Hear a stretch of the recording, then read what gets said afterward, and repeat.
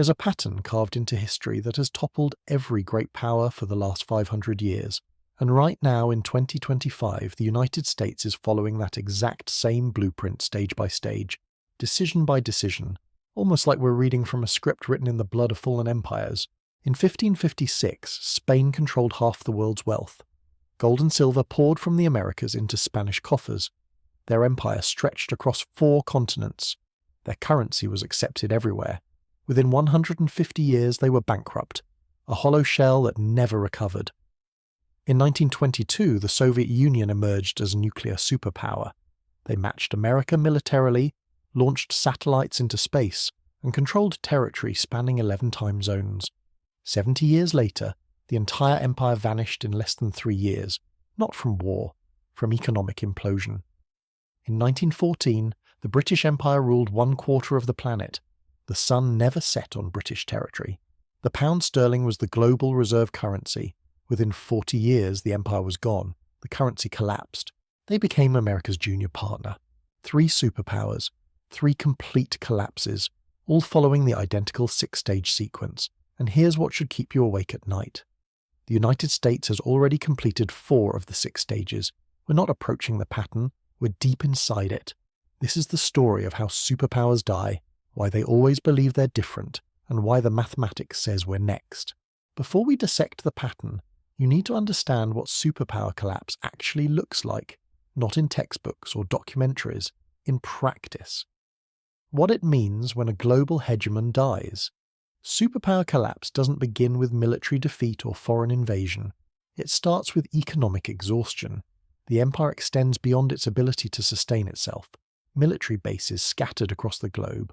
Wars fought on multiple fronts. Promises that cannot be kept. Debts that cannot be repaid.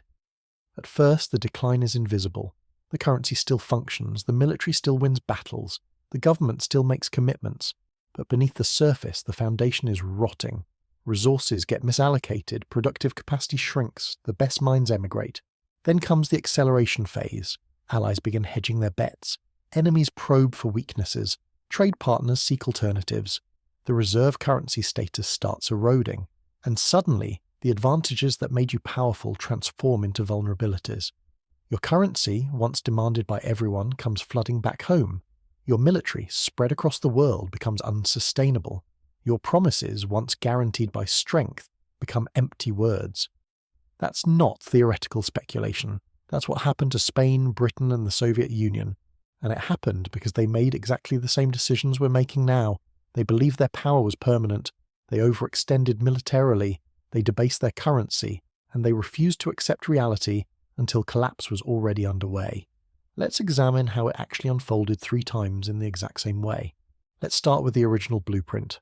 Spain, 1500s to 1600s. After Columbus reached the Americas in 1492, Spain became the first true global empire. They conquered the Aztec and Inca civilizations, seized control of the richest gold and silver mines ever discovered. By 1550, Spanish treasure ships were transporting 200 tons of silver annually. By 1600, over 400 tons every year. Spain controlled the money supply of Europe.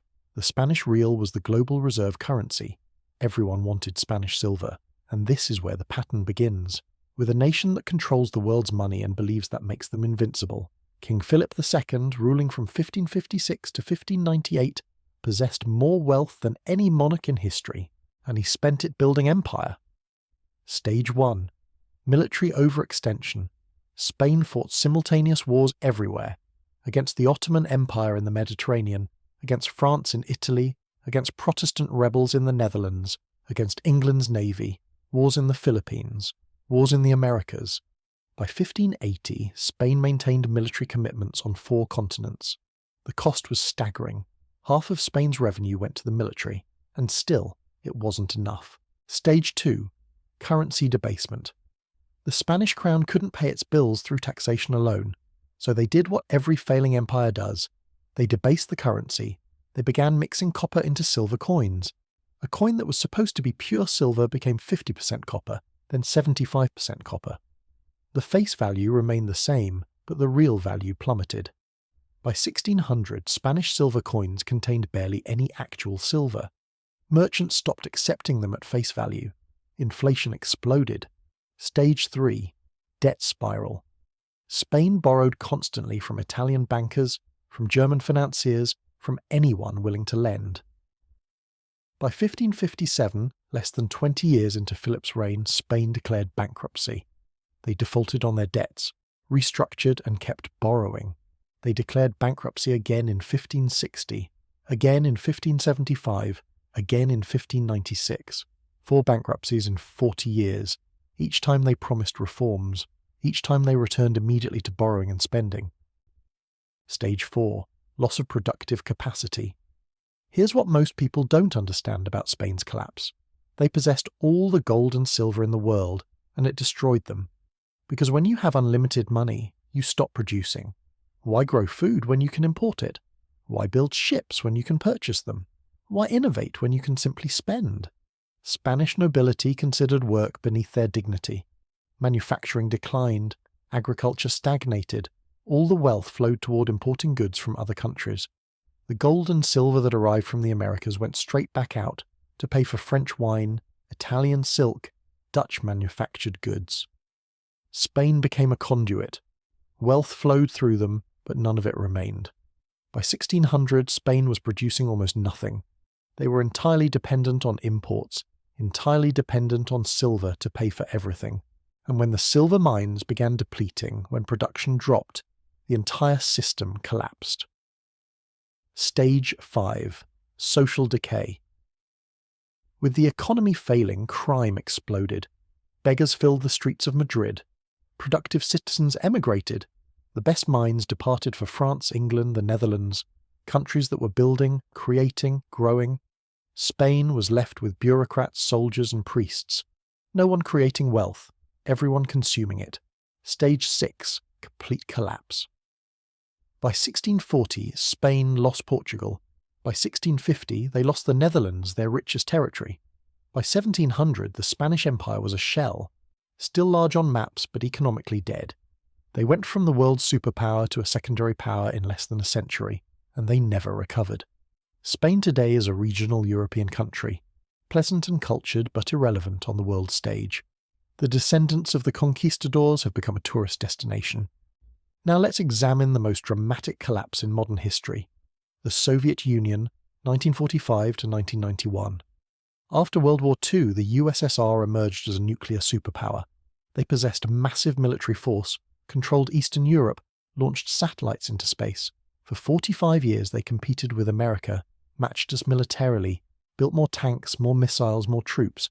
But beneath the surface, the economy was dying. Stage 1. Military overextension.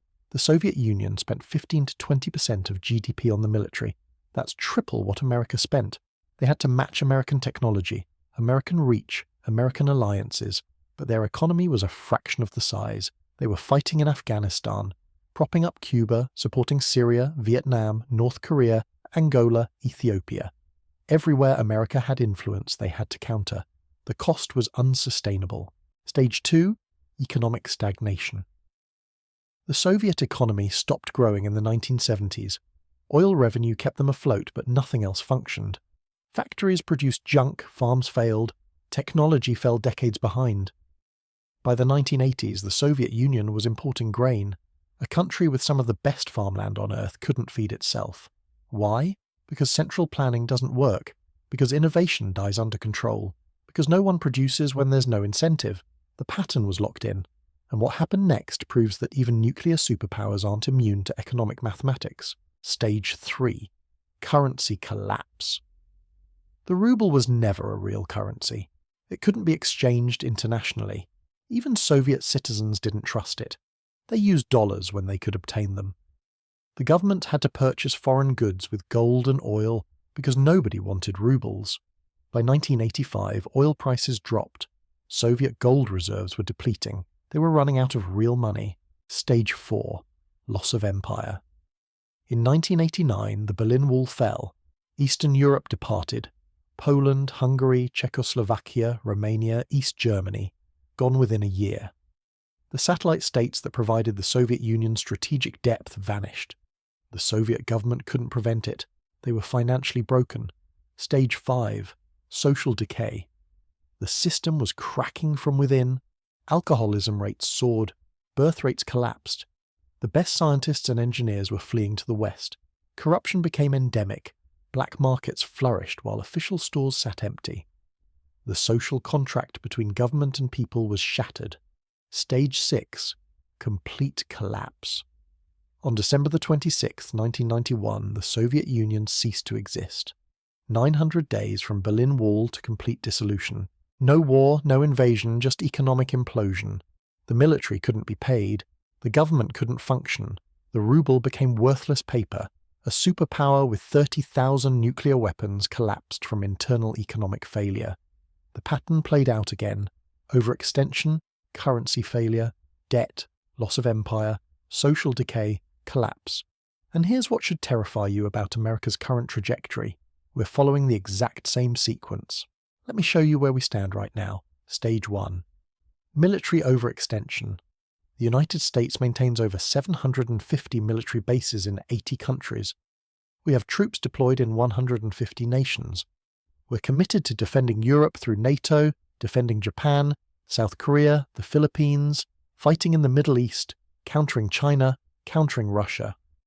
Our military budget is $850 billion annually, more than the next 10 countries combined. And it's not sufficient. We're stretched thin. Equipment is aging. Recruitment is declining. And we have commitments we cannot fulfill.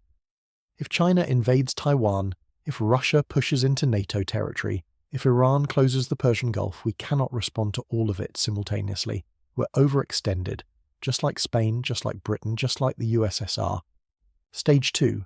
Currency debasement. In 1971, Nixon closed the gold window. The dollar became pure fiat currency. Since 2000, the money supply has increased 400%. Since 2020, we've printed over $6 trillion. The dollar has lost 98% of its purchasing power since 1971. We're not mixing copper into silver coins, we're just printing unlimited paper. The mechanism is different. The result is identical. Debasement. Stage 3. Debt spiral. The United States owes $36 trillion. That's 120% of GDP. Interest payments alone are approaching $1 trillion per year. We're spending more on interest than on defense. We run deficits every year. $1.8 trillion in 2024 during a growing economy, during peacetime. We borrow to pay interest on previous borrowing. That's the definition of a debt spiral. Spain defaulted 4 times, Britain borrowed until it collapsed. The USSR ran out of money. We're following the same path. Stage 4. Loss of productive capacity. America doesn't manufacture things anymore. We design, we finance, we consume, but we don't produce. Our manufacturing base has been gutted, shipped to China, Mexico, Vietnam. We import $800 billion more than we export annually. We're dependent on foreign supply chains for everything. Medicine, electronics, steel, even military components. Just like Spain became dependent on imports while the silver flowed out, we're dependent on imports while dollars flow out. And just like Spain, when the money stops flowing, we're in serious trouble. This brings us to the critical stage where we currently stand. Stage 5. Social decay. Trust in institutions has reached all-time lows. Trust in Congress sits at 15%. Trust in the Supreme Court is collapsing. Half the country believes elections are rigged. Crime is rising in major cities. Homelessness is exploding across the nation. Drug overdoses kill 100,000 Americans annually. The best and brightest are leaving or checking out entirely. Fertility rates are collapsing below replacement level. Political dysfunction is total. We can't agree on anything fundamental. Can't fix basic problems. Can't build essential infrastructure. The signs of decay are everywhere, but everyone pretends it's manageable. Here's where it gets genuinely frightening. We're approaching stage 6. Loss of reserve currency status. That's when allies start diversifying away from your currency. When global trade moves to alternative systems. When your currency comes flooding back home because no one needs to hold it anymore. We're seeing the early warning signs right now. BRICS nations are developing payment alternatives. Central banks worldwide are buying gold at record rates. China and Russia are conducting trade in yuan and rubles. Saudi Arabia is accepting yuan for oil purchases. The cracks are forming in dollar dominance.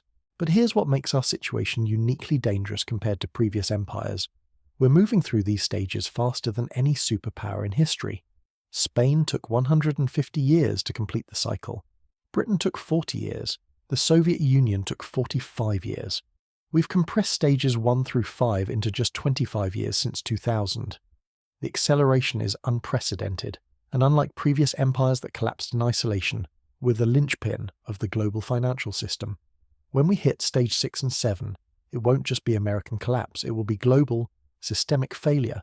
Every currency tied to the dollar, every economy dependent on dollar trade, every government holding dollar reserves, all of it goes down together.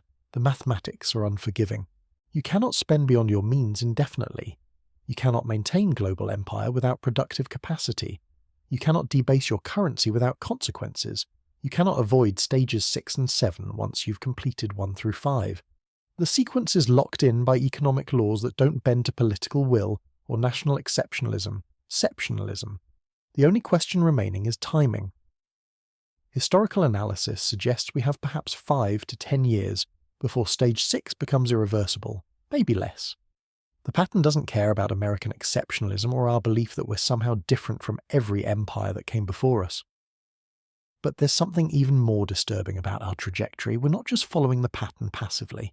We're accelerating it through deliberate policy choices that mirror exactly what destroyed previous superpowers. Since 2020, we've printed more money in 4 years than in the previous 2 centuries combined. We've expanded military commitments while our industrial base continues shrinking. We've accumulated debt at rates that would have terrified the Spanish crown at the height of their silver abundance. And here's the critical difference that makes our situation more precarious than any previous empire. Every superpower that collapsed before us had alternatives. When Spain fell, Britain and France rose to fill the void. When Britain declined, America stepped forward. When the Soviet Union imploded, we became the sole hegemon.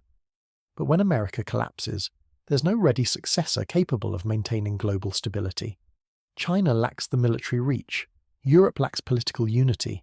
Russia lacks economic strength. This creates what historians call a hegemonic transition crisis. The existing order breaks down before a new order can establish itself. The result is typically decades of chaos, conflict, and economic disruption, on a scale that makes previous transitions look manageable. We're not just facing American decline, we're facing the collapse of the entire post-World War II international system. Let me show you what Stage 6 actually looks like when it arrives, because this is where the pattern becomes irreversible and the timeline compresses dramatically. Stage 6 begins when major allies start openly diversifying away from your currency and economic system. Not quietly, not gradually, but as a matter of declared policy. The first sign is trade agreements that bypass your currency entirely. We're already seeing this with Russia and China conducting bilateral trade in their own currencies, Iran selling oil to India in rupees, Saudi Arabia accepting yuan for petroleum sales. These aren't isolated incidents, they're building blocks of an alternative financial architecture. The second sign is when your own allies begin hedging against your currency. European central banks are increasing gold reserves. Japan is exploring digital currency alternatives. Even traditional partners are quietly reducing dollar holdings in their foreign exchange reserves. When your friends start preparing for your absence, the end is approaching fast. The third sign is capital flight. When international investors begin pulling money out of your markets not because of temporary concerns, but because they've lost confidence in your long-term stability. This hasn't happened yet on a massive scale, but the early indicators are present. Foreign holdings of Treasury bonds peaked in 2014 and have been declining since. Once Stage 6 reaches critical mass, the progression to Stage 7 becomes mathematically inevitable. Here's why. When demand for your currency drops, you have 2 choices. Either raise interest rates to attract capital back, which crashes your debt-laden domestic economy, or keep rates low and watch your currency collapse internationally. Spain chose currency collapse. Britain chose currency collapse. The Soviet Union had currency collapse forced upon them. Every empire chooses currency collapse because the domestic political costs of the alternative are too high. But currency collapse for a reserve currency issuer creates a vicious cycle. As your currency weakens, inflation explodes domestically. As inflation rises, you need to print more money to fund government operations, which weakens the currency further. As the currency weakens more, international confidence evaporates completely, triggering massive capital flight. The spiral becomes self-reinforcing and unstoppable. Stage 7 is total systemic breakdown. Not gradual decline over decades, but rapid disintegration over months. The Soviet Union went from apparent stability in 1989 to complete dissolution by 1991. 24 months from superpower to historical footnote. Britain lost its empire between 1945 and 1965. 20 years from global hegemon to regional power. The timeline keeps compressing with each iteration. For America, Stage 7 would likely unfold even faster, due to the interconnected nature of modern financial systems. A loss of reserve currency status would trigger immediate inflation as decades of exported dollars return home. Government funding would become impossible at current spending levels. Social programs would face immediate cuts or elimination. Military commitments would become financially impossible to maintain. The social consequences would be catastrophic. When the Spanish Empire collapsed, it affected primarily Spain and its colonies. When the British Empire ended, it impacted Britain and the Commonwealth. When the Soviet Union imploded, it destabilized Eastern Europe. But when the American system fails, it takes down the entire global economy because we're not just another empire. We're the foundation upon which the modern world financial system operates. Every major currency is ultimately backed by dollars. Every international trade agreement assumes dollar stability. Every global institution from the World Bank to the International Monetary Fund operates on the premise of American economic dominance. When that premise becomes invalid, the entire structure collapses simultaneously. This is why our situation is unprecedented in human history. Previous empires could fail without ending civilization. Their collapse created regional chaos, but left the broader world system intact. We cannot fail without destroying the international order that has existed since 1945. The stakes are not just American prosperity, they're global stability for the next century. And yet we continue making the exact same decisions that destroyed every previous superpower. We continue borrowing money we cannot repay to fund military commitments we cannot sustain, while our productive capacity continues migrating overseas. We continue debasing our currency through unlimited money printing while expecting the world to accept dollars forever. We continue believing that somehow, despite all historical evidence, we're different from every empire that came before us. The pattern says otherwise, the mathematics says otherwise, and history, which has watched empires die the same way repeatedly across centuries, says we're about to learn that no nation, regardless of its power or exceptionalism, can escape the economic laws that govern imperial rise and fall.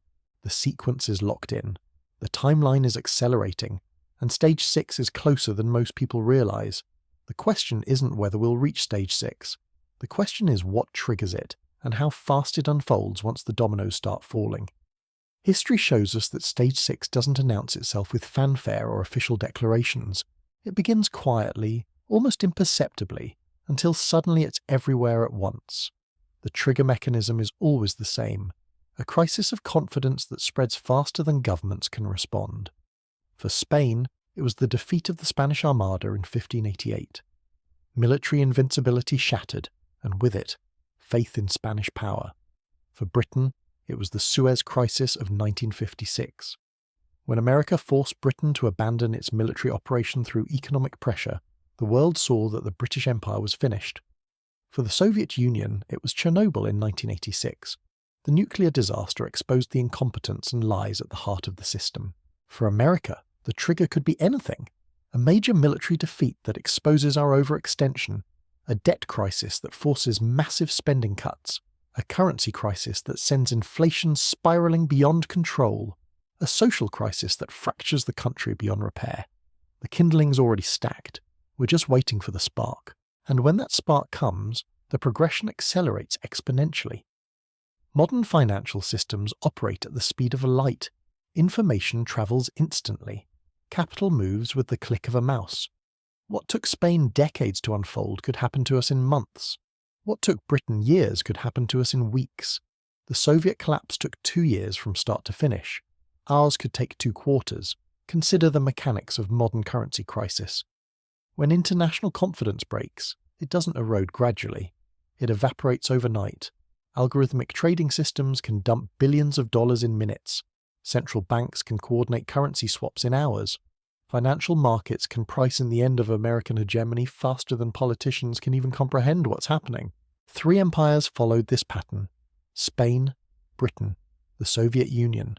Each believed they were exceptional. Each believed they were different. Each believed the rules didn't apply to them. They were wrong every single time.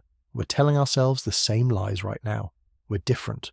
We have technology. We have the dollar. We're America.